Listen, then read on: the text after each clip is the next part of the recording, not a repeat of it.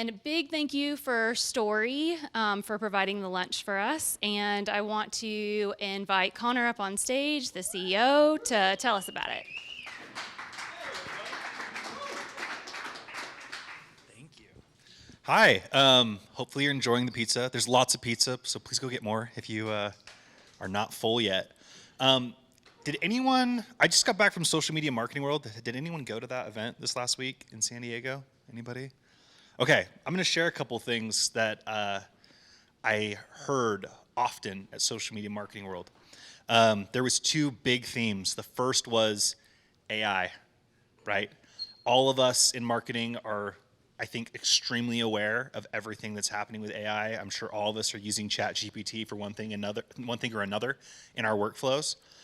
The other thing that was a huge theme was authentic, authoritative content, right? Everyone was talking about this weird change in consumer behavior where more people are going to ChatGPT for answers than Google. In case you didn't know this, 1.7 billion users is how many people are using ChatGPT. 1.7 billion people since it launched a year and a couple months ago, right?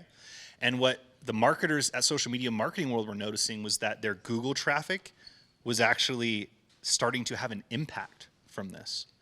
And so as they were talking about this change in the environment and the things that we need to do differently, one of the things that kept coming up was the need for us to be telling our authentic stories, becoming an authority in our space, and doing that for ourselves and doing that for the brands that we work for.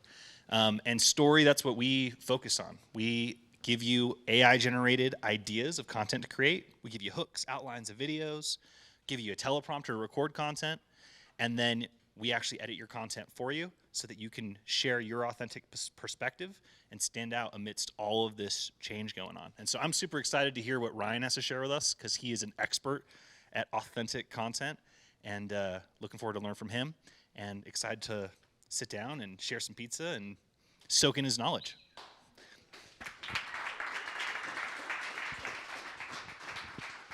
Thank you so much, Connor. All right, so without further ado, Ryan, thank you so much for your time, and come teach us.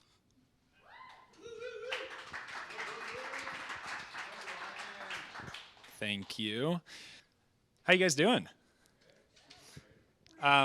Good. Thank you. Thank you. Will you come sit? Actually, will you sit right here for me? It's 95% of being back in Utah is great. I did just go to put my contacts in, and all of my contact solution is dried up. So moving to Indiana, it's a little bit more moist out there, and we have a little bit more moisture. But it's great to be back here in Utah. I'm Ryan Boswell, for those of you that I've not met or interacted with yet. I spent about 4 years building and working in startups here, and I also spent a year here at Silicon Slopes working as the Director of Marketing and Growth before I joined a new venture and took over as the president of a company called Plunge Studios, which I'll dive into a little bit later. But today I have the opportunity to speak on marketing, content, social media strategy, and how it all ties together into building a winning brand to help you either build a personal brand or help build up your business brand.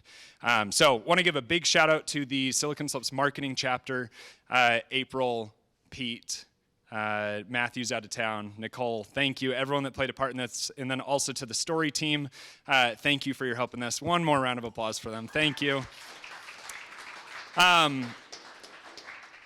So, as I said, background, I currently live in Indiana, which is very random, hidden gem of the Midwest if you've never been there. But I moved out there about 6 months ago to take over a venture building physical locations doing ice bath and sauna studios. I started creating content when I was about 12, 13 years old.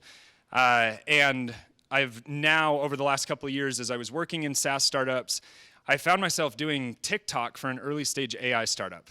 And that was actually one of our primary customer acquisition channels, was using organic social media and TikTok short form video for acquiring SaaS customers and users onto the platform. So I took that expertise, the hundreds of brands that I've worked with, and compiled that into the trainings that I now give and share with people. But I'm an entrepreneur at heart, I'm a creator at heart, and it all started about 13 years ago when I was 12.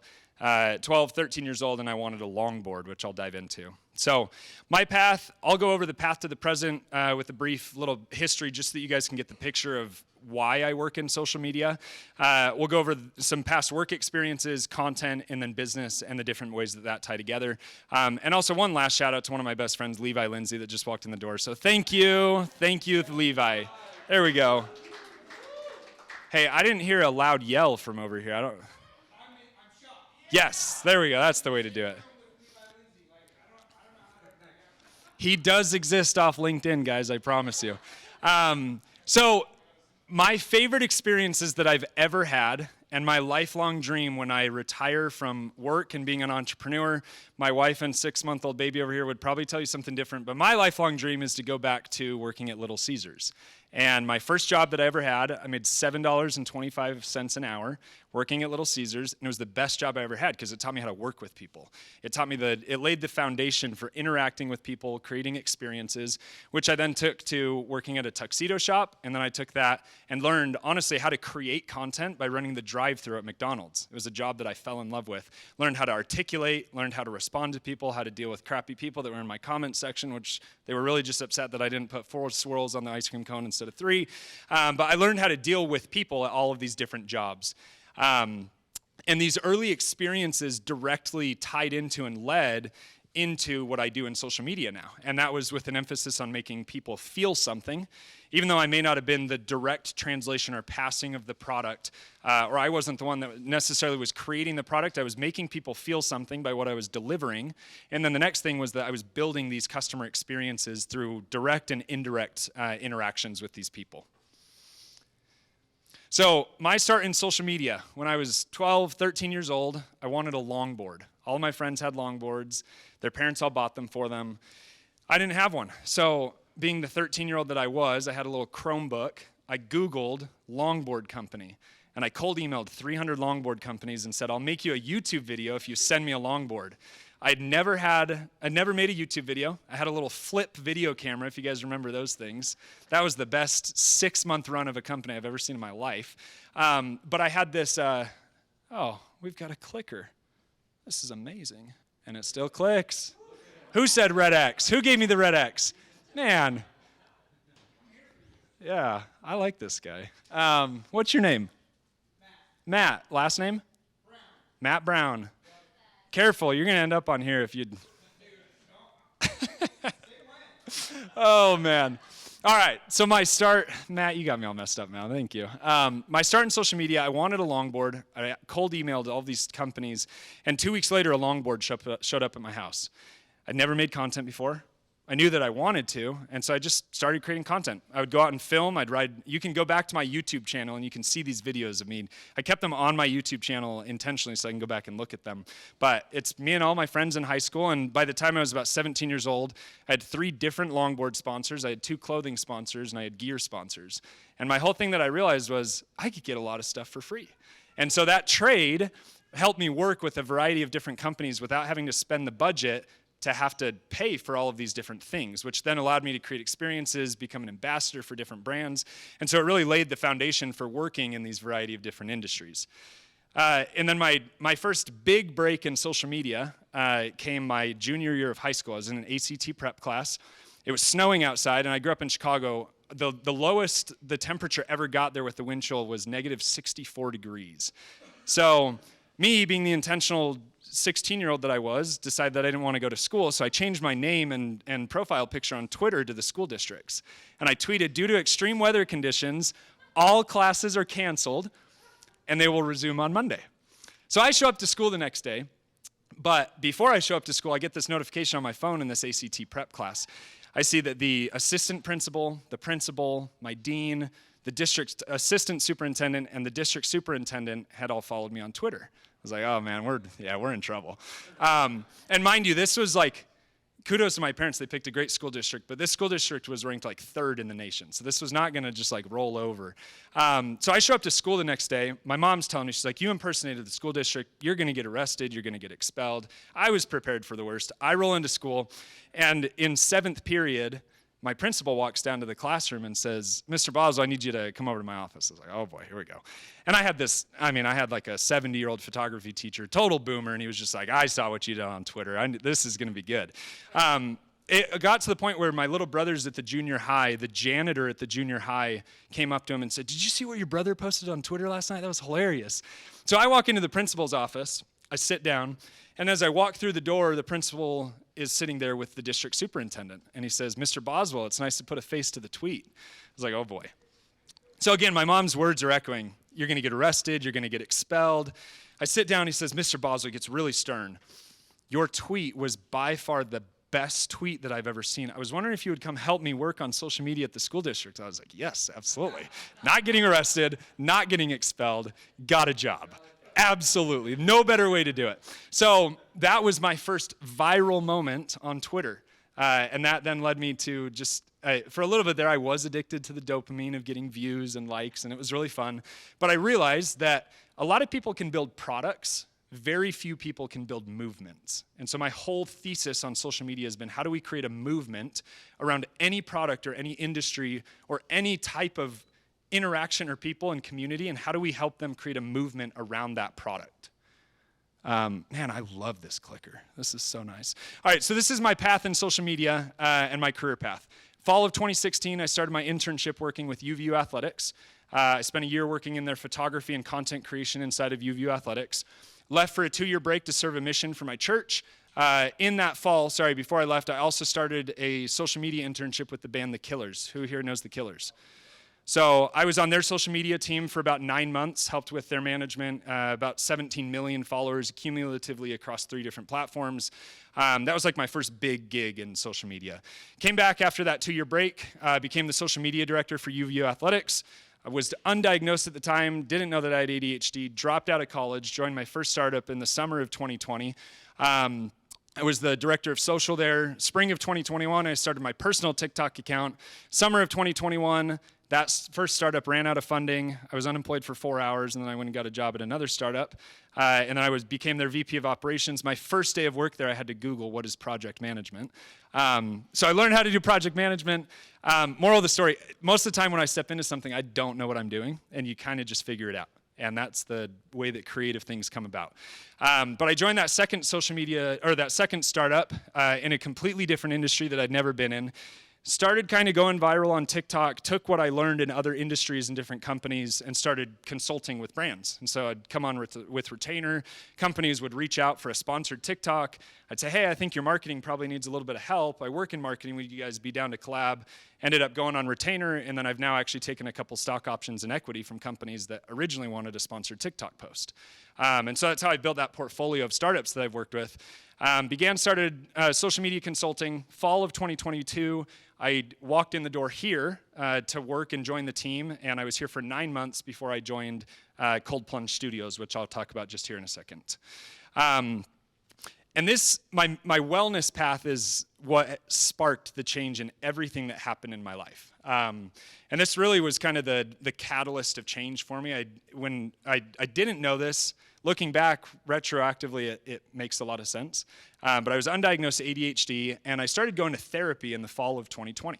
I've been going to therapy consistently for the last 4 years now, and it's been the best thing that's ever happened to me. Having someone that I can talk about productivity, business, lifestyle, dealing with family, all the different signals and things that you just learn to take in. And so after about 6 months of meeting with my therapist, that's not 6 months, that's 10 months, November to August, 10 months later, my therapist actually recommended, he said, you should go to your doctor, and I think you may have an ADHD diagnosis. So I walk into the doctor's office, I get a diagnosis for ADHD, anxiety, depression, and an OCD. And my whole life makes sense. If you can't tell, I talk really fast, and there's a million different things, right? And so, my whole life made sense in that moment. And I realized I could do one of two things. I could get stuck feeling down and sad for myself that I had to deal with all these things, or I could turn outward and try to help other people and learn about myself in the process. And so that actually became my entire brand on TikTok. And so I started talking about productivity, mental health, high performance, and different ways that people can be productive, which then led me into building this brand and getting into ice baths. So this is the story of how I ended up at Plunge Studios. About 2 years ago, I saw a guy do a TikTok, or do an ice bath on TikTok. So I went to the farm supply store. I spent $129 on a horse trough. I came home. My wife again said, here's the next hyperfixation. Let's see how long this lasts for. I did my first ice bath, and it did 5 million views overnight. I was like, oh, I think we're onto something here.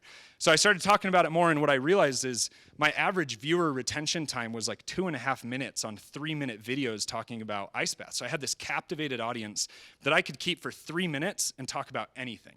And so we'd talk about mental health, we'd talk about business, we'd talk about productivity. The comment sections would be filled, talking and creating this community and this movement. It got to the point where about a year after I started doing ice baths on TikTok, I got a DM from the kid that sold me my ice bath at Cal Ranch and said, hey, we have people that come in and show us your videos, and right now the entire Western United States is selling out of horse troughs because of your TikTok videos. I was like, man, missed opportunity for a brand deal.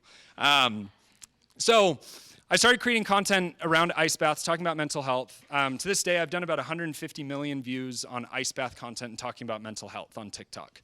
I've been featured on profiles like Lad Bible, Tank Sinatra, and various different platforms. But the most interesting thing came about 9 months ago when I was actually here working at Silicon Slopes. I got introduced to a guy that has an office building in Orem. His name is Sean Finnegan, who's now one of my business partners. And he introduced me, there's a company inside of his business, inside of his building, that is a software company based in Indianapolis.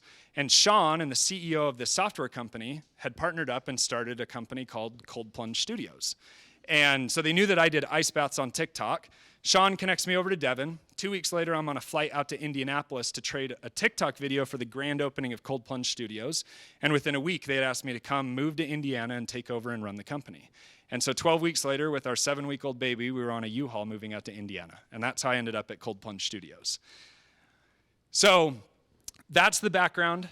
There's a million things that I could have covered, but what I really want to talk about is how we take the different experiences that I've had and sharing that experience and crafting and creating a brand presence and a brand strategy that you guys can implement in your different roles. So how many of you are here representing a company?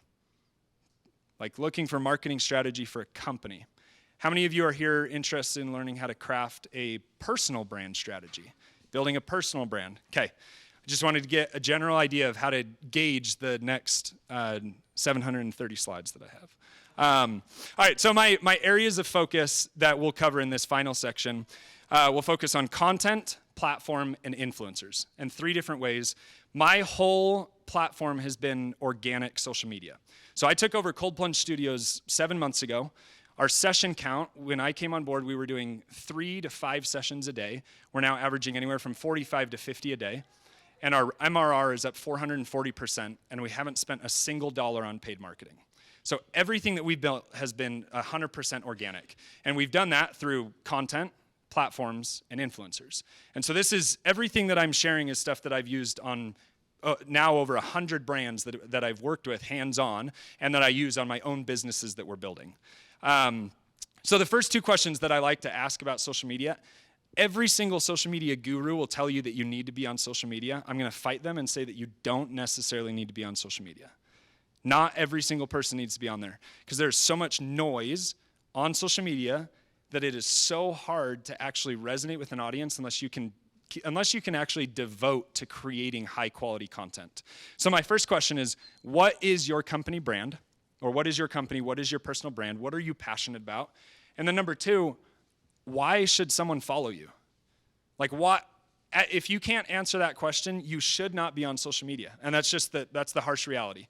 If you do not have a good reason of why someone should follow you or your brand on social media, it's not a spot that I would recommend spending time because it's just going to feel like you're spinning your wheels and you're not getting many results from it. So answer those 2 questions for yourself and learn what is it that we do and why should someone actually follow us, because that lays the foundation and the groundwork for anything else that happens on social. The other thing with social media, and this gets down to natural human relations, but people don't do, holy crap. People do, oh my gosh. Thank you. I need a cheer over here, please. Thank you. Thank you, appreciate it. people don't do what they're told to do. People do what they're inspired to do. So let's inspire people to connect with your brand or your company. That was like a really bad joke with a terrible punchline that took me 45 seconds to get to. That could have been really cool. But people don't do what they're told to do. People do what they're inspired to do. And so the value of social media is that you may have someone's attention for 10 seconds. You may have someone's attention for 3 minutes. Your entire goal is to help someone feel inspired to take action without them feeling that you are hard selling them in that social media post. So let's define your who. Define your audience. What's the audience that we're trying to reach? If we're a SaaS startup, who are our users? Who's the person that's going to be making the decision? Who are we trying to reach? If we're an influencer or a brand manager, who is the person that we're actually targeting? If I'm a fitness influencer, what's my age demographic? Who are the people I'm trying to reach? Like, have a very tactical ICP, because when you actually get into the posts and the analytics, you'd be surprised how much you can really target when it comes to social media. About a year and a half ago, when I was working for the mechanical engineering firm, I was managing about 25 developers overseas, and I wasn't doing anything during the daytime here. And so what I wanted to do was golf. So I figured out, I don't have anyone to golf with right now, except for my friend Tyler, and we'd go play at the ranches over in Saratoga Springs. You can only play there so many times without going insane. But I wanted to create this community of golfers in Utah. But then I also was like, I wonder if I can build this organically and get free golf. So I created a TikTok account called the Utah Golf Club, and we created a Discord community. We went from 0 to 100 users in the Discord community, and then 0 to 1,700 followers with an average video view of 70,000 views per video. And within 3 weeks, we had created this community of Utah golfers across the entire state. We didn't spend a single dollar, but what we did is in the post, use specific keywords and hashtags. And then also in the actual video, like, you know, when you're creating a TikTok video and you can like put words on the screen, all of that information is hard-coded into the metadata of the post, which signals to the algorithm. And so after that 3 weeks, we took 1,700 followers with a 99.3% follower rate in the state of Utah. And by the end of those 3 weeks, I was playing golf for free wherever I wanted. It was really nice. But defining your audience, I had to know that I wanted golfers, people that were willing to take time out of the day, and people that were in my specific age range, which was 25 to 45. And then I targeted with keywords using organic social media. And then also defining the platforms that your audience is on. Every social media guru will tell you you need to make 5 posts per day on every platform, on Twitter, YouTube, YouTube Shorts, TikTok, Instagram, Instagram Reels. What am I missing? Fiverr? I don't know. You can post on Fiverr. But the reality of it is your audience is probably on 1 or 2, and you probably have time to spend on 1, maybe 2, maybe 3.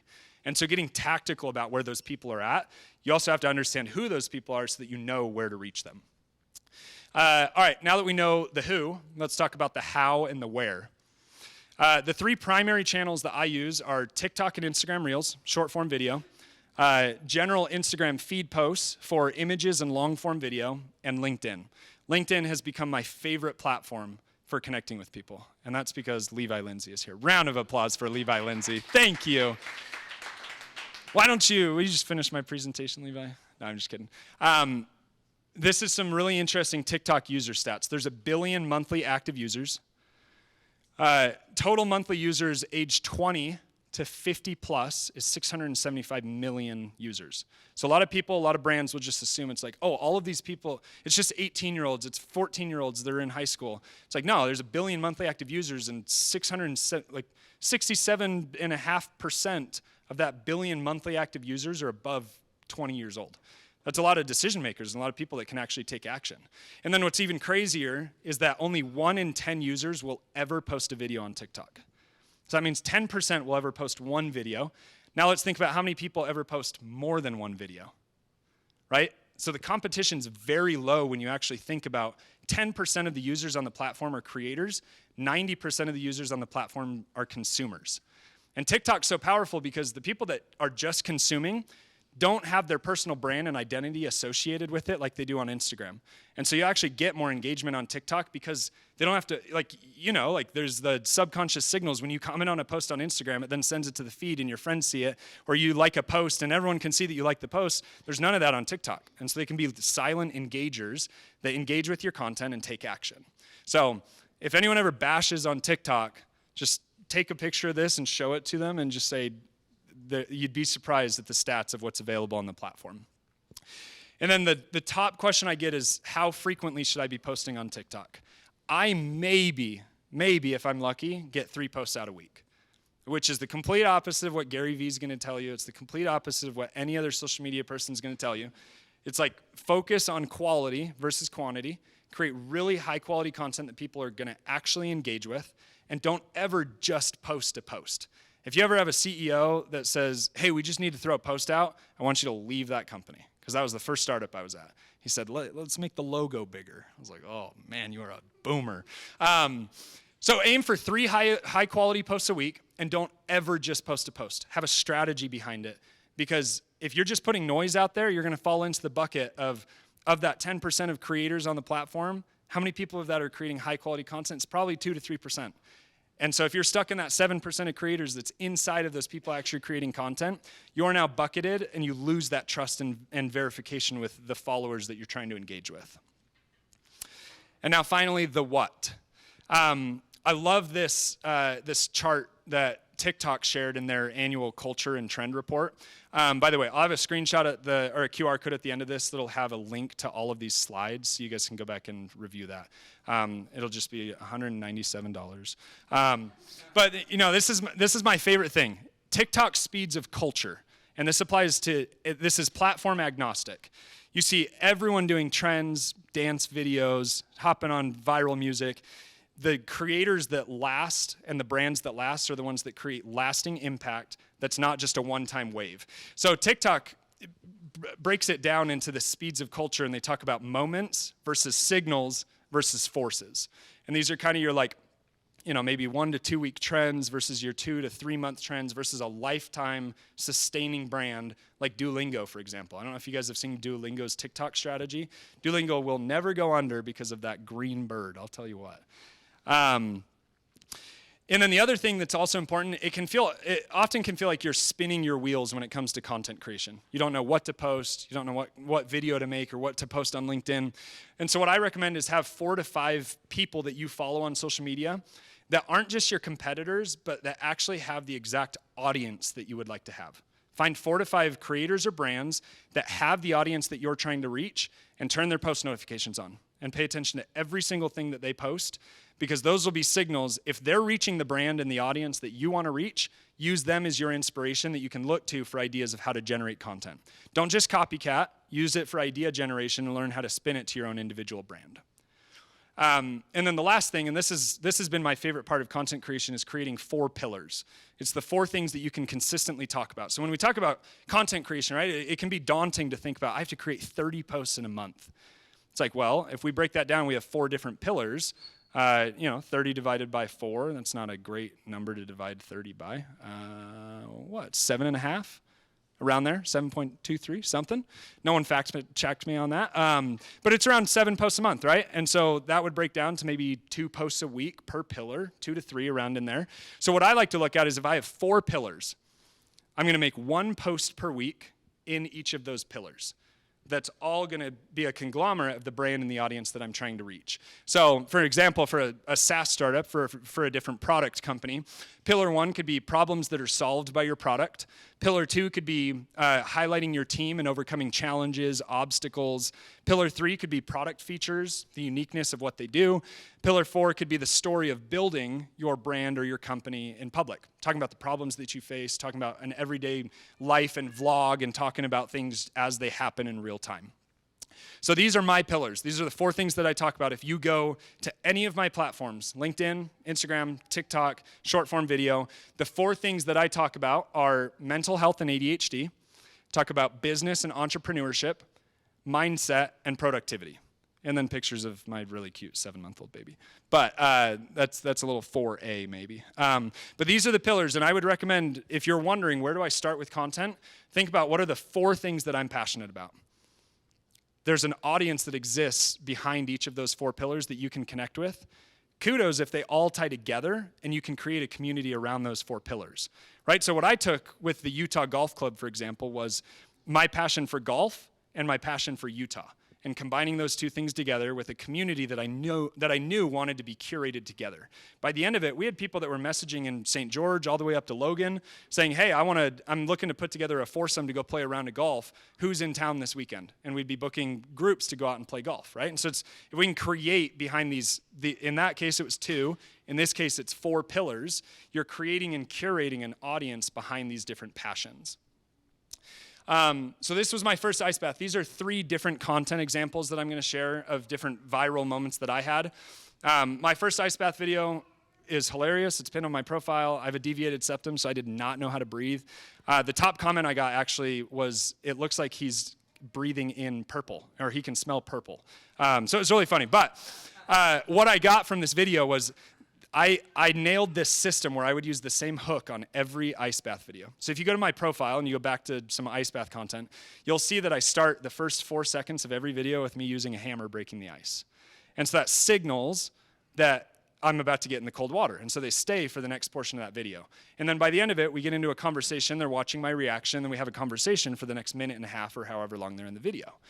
And then I used that same intriguing hook. And I also knew that the interesting thing about ice baths specifically is that it's something that everyone wants to try, but most people won't ever try. And so they're willing to, like if you scroll through the comments on that video, you'll see people like, man, I love watching this video from my warm, cozy bed, right? And so it's like people are willing to engage in it. It yields conversation and engagement. They're not willing to necessarily hop in and take the plunge. And so they'll comment and have conversation around it on the video. Next video, so that last video did 7.7 million views. This one did 3.2 million views, and this is a video that I call a sprint video. So if you you feel like you're low on engagement, specifically on short form video platforms, use an 8-second video clip or an audio clip and put enough text on the screen where it takes 2 to 3 watches to get through all the text. And that'll help reboost your engagement and view count, and then conversations with ideas and promote conversation in the comment section. So anytime I'm low on engagement, or I feel like my view counts are low, or I need to re-spark my profile, I'll use a sprint video and take an 8-second clip and put a bunch of text on the screen to have people read through and then ask and prompt them to share their ideas after the video. And then, sorry, this last point, this video was optimized for what I call silent engagement, which on these platforms is what I think is the most important indicator to the algorithm of a winning content piece. And that shares and that saves. You don't directly see the like count, you don't directly see the comment count, but what you do see, and what I think the signal is that if you save a video or if you share a video, that indicates that you trust that content enough that you want to share it with someone else. And so what I always go for is taking immediately actionable, and this video had 76,000 saves, taking content that's immediately actionable to either prompt a save or a share. I wish LinkedIn would let you create buckets of content that you shared or saved, because I would save a lot more content. But right now it's all just posts from Levi. All right, so this was the most viral video that I ever had, and it was created by accident. So there's a really interesting storytelling feature and outline called, it was the creators of South Park that created it. They said the storytelling format was, instead of just creating like a chronological video or a chronological storyline and saying, and then I did this, and then I did this, I was going to do this, but then this happened, and so I did this. So it's an interesting story format. So it goes less of, and then I did, and then I did, and then I did, and chronological and boring, to, I was going to do this, but this happened, and so I had to take a new path. And that's exactly what happened with this video. This video did 18 million views. I was about to hop in an ice bath, and my hammer broke. And so I made a video. One, I used you guys know like the robot voice on TikTok? Really trending sound. Threw that and threw a voiceover on it. But I made a video of me going to get a new hammer at Lowe's. Again, a really missed opportunity to a partnership with a big company that did really well. But this video did 18 million views, and then my retention after that, I would watch, and like the 3 videos after this video all did north of like 1 million views, because people would watch, and the comment section below was, tag me when the new video, or tag me when you have the new hammer, tag me when you have the new video ready. And then people would come on the next video and they'd say, oh man, the new hammer works great. This turned out awesome. But I used that trending voice. And then the last one, and if you scroll through the comment section, you can see this, but I intentionally showed my credit card. The only thing that they could see, I hid my name, but the only thing that they could see was what my credit card actually was. And that's because there's this trend going around where people will say, oh, thanks for buying me this, thanks for buying me that. So a lot of people would comment and they'd say, oh, thanks for showing your credit card. I went and bought myself a new Lamborghini. No joke, I probably got 700 to 1,000 comments of different people saying, thank you for showing me your credit card, this is what I did. So I actually manufactured that engagement because I knew that people would be commenting specifically on that feature inside of the video. So there are two things that content mastery comes down to. It's understanding how to engage, and it's understanding how to do the silent sale. And a lot of companies, especially on LinkedIn, will do the direct sale. It's like, hey, great to meet you, buy my product for $15,000. It's never, hey, great to meet you, what's your name? And so if you can understand, most importantly, the second one, which is the signal sell, the silent sale, if you can understand and flip the script of, this is my product, this is how great it is, this is the story, this is the story of how we almost lost all this product, then we had to work with a new manufacturer, and now we have this new one that's ready, and you can buy it on TikTok Shop, and it's ready to go. Great. You told this whole story with a call to action at the end, rather than just saying, here's a highly produced studio video edited, or here's some product photos that look really good with a bland call to action that says, buy our product. It's like, great. Scroll.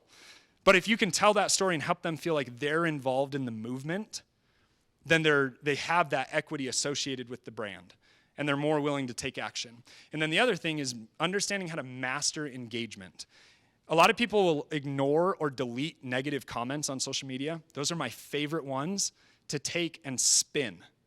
Because if you can spin that, people will then say, oh man, I love how he responded to this comment, or I love how she responded to that criticism that was on her post. I do this on every single one of my posts. Anytime, I do not delete comments on TikTok, unless there's expletives, thank you, inside of the post, then I'll delete them. But for the most part, I like to take negative engagement, spin that around, turn a conversation, and then prompt a response from that person, because I got 3 comments out of that one comment.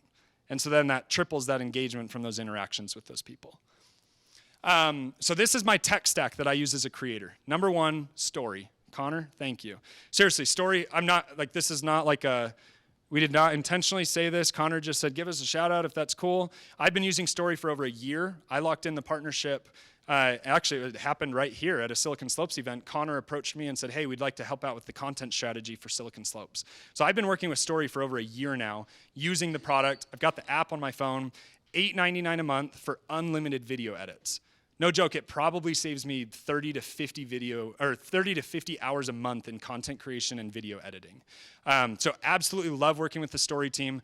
Unlimited video editing for $8.99 a month, which is an absolute steal. Yeah, $900. $899.99. Depends on how you spin it. Yeah. I think you have a few other packages, right? Yeah, lower and higher. And that's short form and long form. So total win there. Platforms that I use, LinkedIn, TikTok, and Instagram. Those are the 3 that I use. I take the same content that I create on TikTok. I use an app called tickmate.app, and I download the video without a watermark, and then I repost the exact same thing to Instagram Reels. Doesn't need to be more complicated than that. It's the same exact content, and then most of the time I'll take that content, turn it into written format, and I'll repost that to LinkedIn. And then there's some original things that I'll just post to LinkedIn that I won't post to TikTok or Instagram. And then I also use a platform called ePipe, which my friend Jed Morley owns, which is like Linktree, but on steroids, because you get data on every single scroll, click, link, and viewership. You can see, basically treat your link in bio as a funnel to see where people are dropping off, where people are clicking into. So really cool company, ePipe, that I use for all my analytics. Scan this video, Story is giving away a free, or scan this QR code, Story is giving away a free video edit to anyone that's here. And if you're watching this back on that camera, scan it. I don't know if it'll work, but Dave, if you can cut to like a shot of the screen, that'd be great, and then they can scan it on their computers.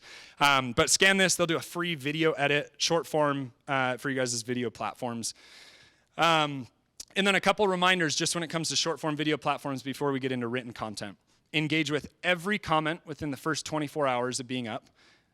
Second one is treat every video as someone's first interaction with your profile. And that goes for written content as well. Don't create content that's like, oh man, it's back and we're doing this, and you're like already too far into the story that someone that's never heard of you is automatically disassociated with the story. Treat every single video like it's someone's first time viewing your video. Or viewing your content so that they can associate and feel like they have skin in the game and be part of that story or the series that you're running. And then your last one is your content should tell a consistent story. If your content expects to see X and you show them Y, they're going to scroll. They're not going to engage. So your goal is to understand your who, where they're at, how you reach them, and what your content should be, and understanding those people so well that you can deliver on what you know that they want, and that you can deliver on what you know that they don't know that they want. To be able to then know that audience so well that you're continually delivering content they're going to consume and engage with. Channel strategy. You can never plan to go viral. You can only plan your response to virality. So whenever, I like to have like a little repository of content ideas that I would use if I ever go viral. So for example, I was working at a SaaS startup. We didn't go viral until it was like our 43rd video. And then right after that video, we put into play the action of the different videos that we wanted to make sure that as people saw that content and went viral, what did I want people to see right after that video went viral to maximize that engagement?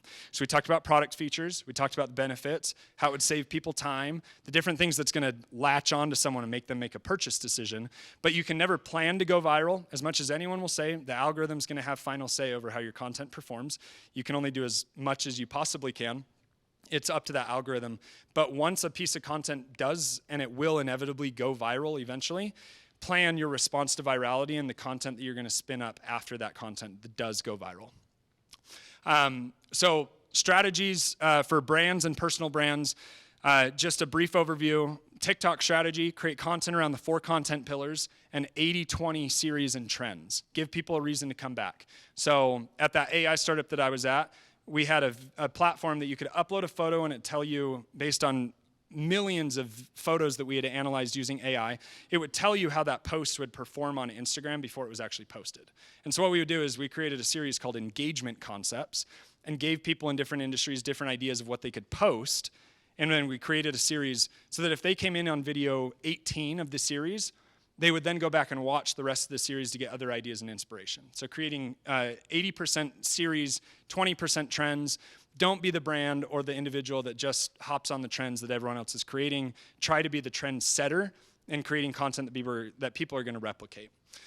Short form video, storytelling is winning. Create a new page and curate your For You page on TikTok. When you first create a page, first thing you should do is go out and find 100 creators in the niche that you're in and go follow them and engage with their content. Because those are all signals that are indicating to the algorithm who you want your content to go to. Establish the competitor profiles that we talked about for inspiration, and then make 3 videos that talk about you or your brand, the ethos of who you are and why you do what you do, and pin those to the top of your profile so that people can get an immediate snapshot of who you are and what you do. Instagram strategy, cross-post content from TikTok to Instagram Reels. Utilize memes. Yes, memes, they work very well, especially for SaaS startups, but they have to be good. Don't make bad memes. People love old people, especially in memes. So if you can find a way to integrate old people into memes, I promise you it works. I know it's crazy, but it works. Optimize your bio, stories, Instagram highlights, and then long-form videos as needed. And then the last one is LinkedIn strategy for the company and then also for your individual. LinkedIn really doesn't like company pages, and I will die on that hill. I think that LinkedIn should be used for personal brands, but I do think it's important to have a polished brand presence on LinkedIn. So make sure you have a photo for your company, make sure you have a header, make sure you have a website linked, make sure that nothing's broken, just make sure that the platform is there. And then on your LinkedIn strategy for the founder or for the individual that's representing the company, establish a similar content strategy with your pillars, focuses. That's what I call them, the 4 pillars, the 4 focuses, thank you. I didn't hear a very good laugh back there. Yeah, he didn't like that one. All right, we'll work on that one. And then becoming a thought leader on the problem that your company and product solves, and then use it to network and get feedback. Do not cold pitch. Like, please. Build a relationship with someone before you just do an outreach and ask for something. you'd be surprised how much higher your response rate will be and how much higher your hit rate will be when you actually build a friendship and relationship. And then LinkedIn best practices, before you ever make a post, just get to 500 connections. That'll make it seem like your profile is actually legit. That's like your rite of passage into LinkedIn. Get to 500 connections. If you're a CEO or a manager, encourage your employees to be on LinkedIn and give them guidelines and things to share.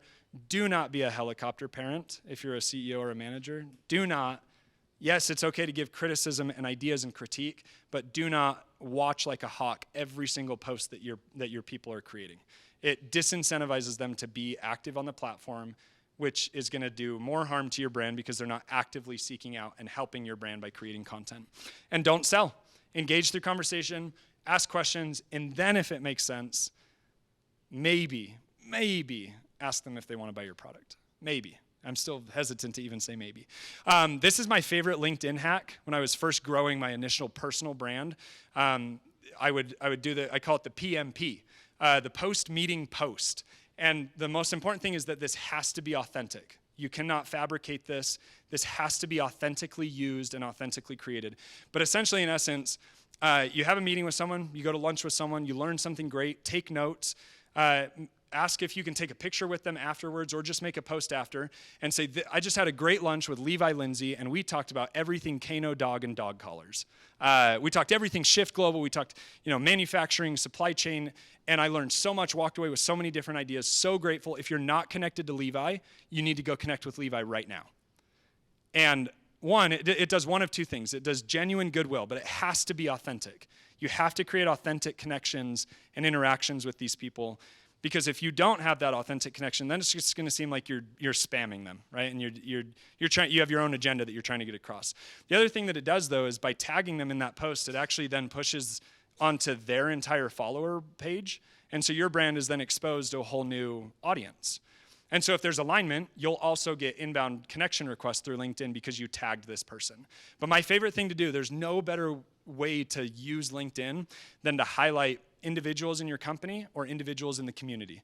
By giving authentic and genuine goodwill and love and sharing that trust within a community and a network, that's how you build authentic connections. So if you're going to use it well, use the PMP, the post-meeting post. Silicon Slopes is a use case. The platforms that we used when I was here at Silicon Slopes was TikTok and Instagram Reels, Instagram, LinkedIn, primarily for personal brands, and YouTube, where we'd post podcasts, interviews, event recaps from Silicon Slopes Summit, Hall of Fame. But what I learned working at Silicon Slopes was how to build a community. It was the best place that I'd ever seen a community of thousands of professionals aligned in a variety of different industries that were all willing to connect. There's now living in Indiana, I can tell you there's nothing like Silicon Slopes out there. So I feel fortunate that I had time to spend here because there's so many people in this room that are willing to connect and engage and work together rather than feel like everyone's competing and working against each other. So our 4 pillars when we were working, when I was helping out with social media here, we would focus on the stories of startups and the individuals inside of the Silicon Slopes ecosystem. We would share content from our various different events, the weekly events, the Friday Conversation series, interviews on the Meat and Potatoes podcast at the time, recaps from speakers at Silicon Slopes Summit. We would share those podcast interviews about topics and relevant to the audience. And then the last one, with genuine goodwill, is celebrating the successes and the good people inside of the Silicon Slopes ecosystem. And it worked really well. We changed our strategy just a little bit to focus on sharing content from the personal brand page. Rather than posting just from the Silicon Slopes page, the thought that we had was, man, it would be really interesting to see how people would respond if we could associate the personal brand with this movement. Rather than just posting from Silicon Slopes and no one knew who was behind the page, we were posting celebration of the community from Clint's page. We were talking about podcasts from Garrett's page, talking about with the variety of different sponsors and community partners and celebrating those companies from John Bowers' page. And the numbers that we saw were incredible. In the previous 90-day period before we implemented this personal brand strategy, we saw 200,000 impressions on LinkedIn. The next 90 days as we increased and changed the strategy from posting from the personal page, or from the company page to the personal brand, we saw an increase to 1.2 million impressions in a 90-day period. And so the only shift was that we shifted from taking it from the company page to sharing it from the personal brands that people could associate with and identify with and have an authentic connection with. And what we saw was an incredible interaction and community built on the platform, off the platform, people coming to an event, and it just seemed like the community was a little bit more active as we were focusing more on the personal one-to-one interactions through content. All right, last section. I know this has been a fire hose and a fire hydrant, but the last section I want to talk about is working with influencers and creators. So breaking this down into 3 sections, there's 3 spots that I focus on with my brands, UGC and CGC, which is user-generated content and creator-generated content, paid campaigns, and affiliates. So I myself have done each of these. I keep a creative spin, and I work with a UGC agency to work with brands to create content for them so that I can get ideas of how to create content. Campaigns are purely transactional. You hope that it's going to perform. You can pay the small price of $20,000 for a really good sponsor post from Levi Lindsay, and it'll perform really well. And then affiliates doing a revenue share, base pay, and they have skin in the game for the content to perform. Example with UGC videos. This is how I source UGC creators. I make a post on Twitter. There's a community of UGC creators that'll make a video for $50 and free product. So this is the exact outline that we use. My partners and I just launched a supplement line. We don't have a ton of time to focus on creating like organic content right now. And so we're working with creators to create that content for us. So what I did, create a post that says, looking for UGC creators. This is about the brand, what we're doing. There's payment involved, and we'll give you free product. And I hadn't posted on probably 2 years on Twitter, and I got just under 100 replies from different creators that wanted to work with that, and we hired multiple people from that. And then we did the same thing with this energy drink company out of St. George that I'm working with their influencer strategy, and did the same thing, and we saw the same result. We had 117 responses to that, and then I think we walked away with having 10 to 15 different creators that are now creating content. Really good way. Again, if you're going to spend budget somewhere, let people take creative license and work with it.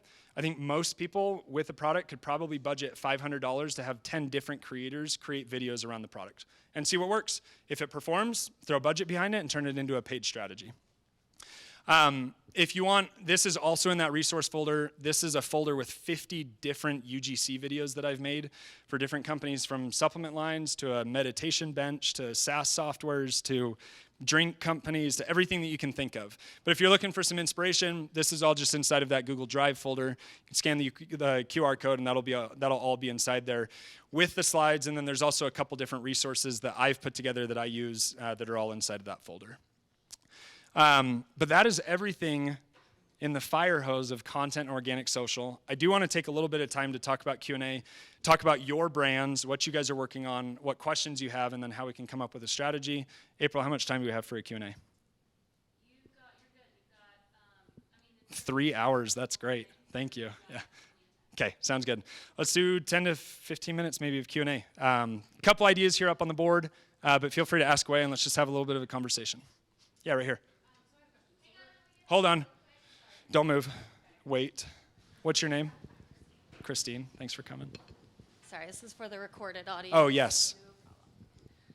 All right, Christine. Can you hear me? Okay. Yes. So you mentioned we're looking to expand onto TikTok, but we haven't done it yet. Limited resources is kind of a challenge. You mentioned that you'll take your TikTok and just post it to Instagram. Do you find it affects your engagement just using the same video? Have you tested it all? Yes. You have to make sure it doesn't have the TikTok watermark. So if you just hit save on TikTok, it'll save the video with the TikTok watermark. Instagram put a new rollout about a year ago, and they have AI that can detect that watermark, and it'll kill the video immediately. But you don't see any other like engagement issues with using the exact No, because I have some content? videos that'll perform really well on TikTok that don't perform well on Instagram. And then I have other videos that'll perform that I posted to TikTok that don't perform, that will perform on Instagram. So you'd recommend like starting with the TikTok one and then posting Yeah, the I other one, the not exact vice same versa. content I post on both. Okay. I copy over the caption, copy over the hashtags, the location that I tagged in it. Everything's the exact same between the two platforms. Cool. What's your company? What do you guys do? Unique. So, yep. Okay. The MLM. Perfect. So, are you guys working with creators right now? What is your I creator mean, pipeline we have look a like? huge base of distributors, and they're pretty happy to create like UGC type content for us. So it's not hard to get that kind of content out there. Yep.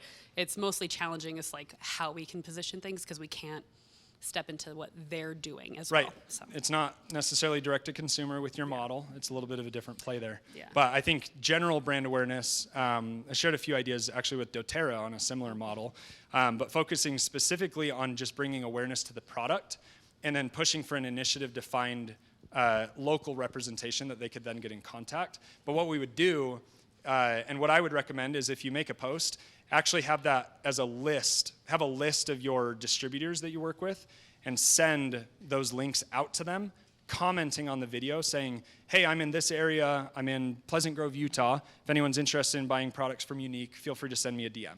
Right, and just get that engagement so that people know how they can get in contact with people. Cool. Yeah, I mean, it's the challenge of the location stuff with tech stuff too. Yep, But cool. absolutely. Thank Yeah, you. we deal with the same thing with Cold Plunge, right? Because we only have one physical location right now. We do own the trademark Cold Plunge and Cold Plunge Studios, and so right now what we're just doing is building brand awareness. We're maybe going to see a lot of people that do not live in Indianapolis proper, but we do have 100 people waiting for franchise information, and so when we expand into franchises, that brand equity will be there and it's built so that when that spot is ready, we can then roll into it. But any other questions? Yeah, right here. Yeah, how do you feel about multiple different, let's say Instagram pages for different brands? So for Here Brotherhood, we have our main page, and then we just launched our podcast a couple of weeks ago, and I want to be putting a bunch of clips on, but I don't want to overdo it on the main page. Post it to the main page. Post it to the main page, so don't do a separate page. My favorite creators are the ones that post their podcast content to their main page. I'm not going to go follow 2 pages. I'm just going to see the content in the feed, right? And so if it's natively going to be there and it's interesting, I'm going to engage with it right there. Most people, like the reality of it is most people don't have post notifications on. And so it's not going to bug them. It's just going to be another feed. It's going to be another post that pops up in the feed. So I wouldn't overthink it. I would just keep it on the same page. Because then you have to worry about rebuilding a whole second brand and rebuilding it. And then you're like, what clip should I post to this but not post to this? It's like, just live it under one. It'd be a lot easier for you. Okay, thank you. Appreciate it. Yeah, right back here. Love your content. Thanks. Thank so, you. we all know it's great to have like millions and millions of views and there's a lot of engagement. However, by the end of the day, the transactions don't really open on social media unless you do TikTok shops and stuff, right? And we also know that these content platforms, they really don't want you to leave the platform because they want your data there. So we've been trying to find ways to get people who are interested in your content, and how do you get them to go to your website, whatever it is, without paying ads. Because if you pay ads, they let you link out. If you don't pay ads on, say, Instagram, you have to do it through LinkedIn bio, or if you do Story, then you have a link sticker. I don't know much about TikTok. How do you send traffic out? So the question is, how do you effectively send the warm leads, interest people out of social to your platform where the transaction could happen? Really good question. I haven't tested it on TikTok, but there's an app out there called ManyChat. Some of you may have used it, some of you may have not. Instagram doesn't like when you use the link feature in the story, right, or link in bio. And so what I would recommend is set up an automation and a trigger through ManyChat.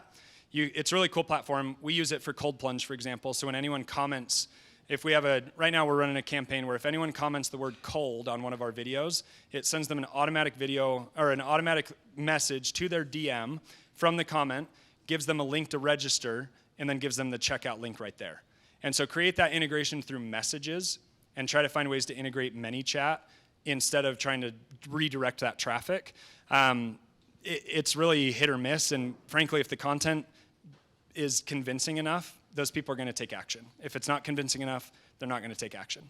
But a good way to kind of get around that, feeling like you're like shadow banned, is to use that ManyChat feature to create that integrated automation for responses. ManyChat's awesome. You can create as many integrations and automations as you want.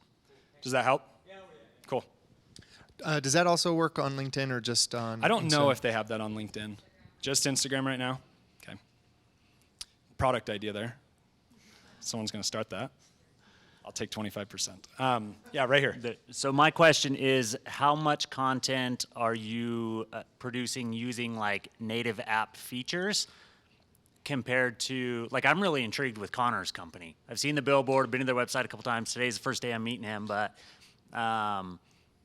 having somebody, whether it's a company or an individual, producing content outside of those platforms compared to using those in native app features? So I'll break this answer down in 2 different ways. One, people often over glamorize having a million different tools to use. Like you saw my tech stack, I have like 3 platforms that I use, in addition to the platforms that I actually like post on. The reason that I genuinely love working with Storyy is you get to set the brand guidelines of how they create your videos.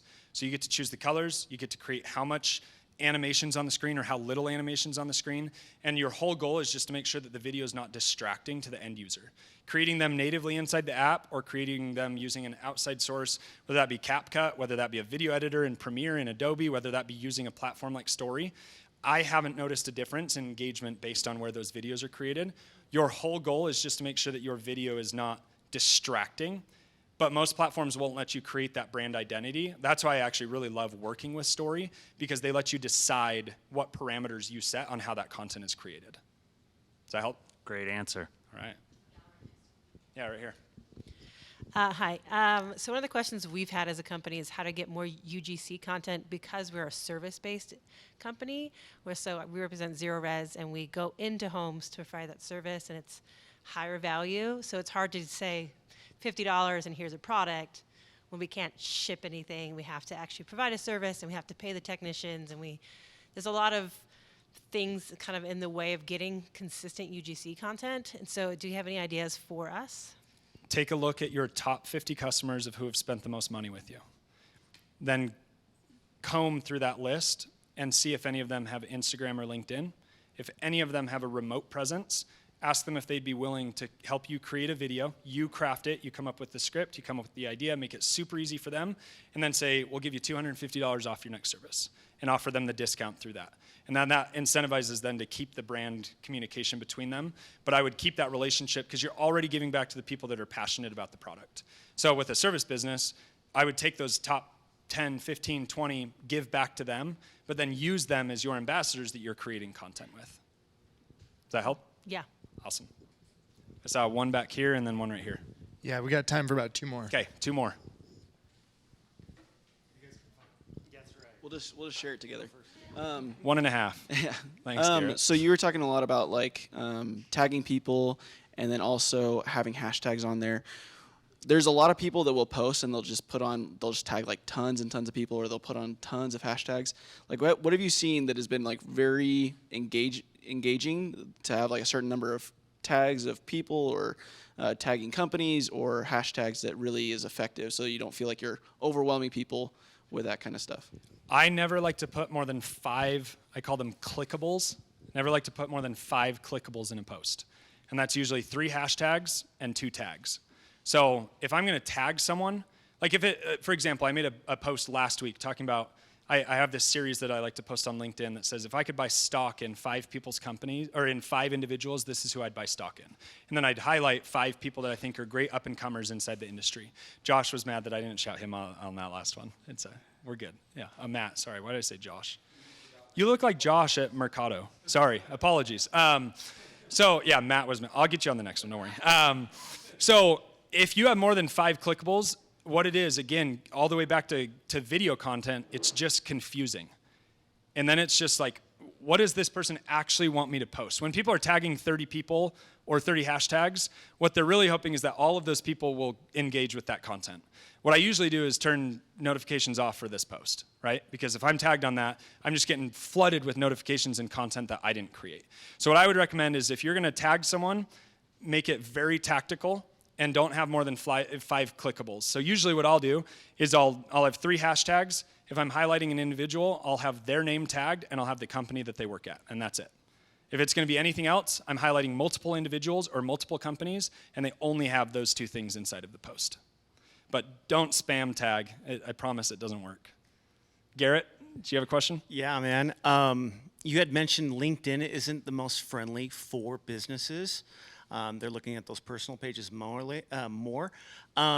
What platforms would you suggest are very business-centric that they'll actually highlight posts?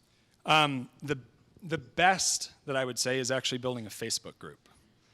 If you open your Facebook page right now, like I guarantee if I opened it, I would not see a single post from a friend. Actually, this is a new phone and I'm not logged into Facebook. But you'll only see posts from groups on Facebook. So curating a group around a specific topic and then saying presented by KJ, for example, right? So if you want to create an audience or community of people that are looking to staff their company with augmented staffing solutions like KJ does, for example, I would create a community around culture and placement and people in those roles presented by KJ and then offering your services and a discount to that group. A Facebook group, honestly, is probably your best bet, or direct outreach through conversation using LinkedIn.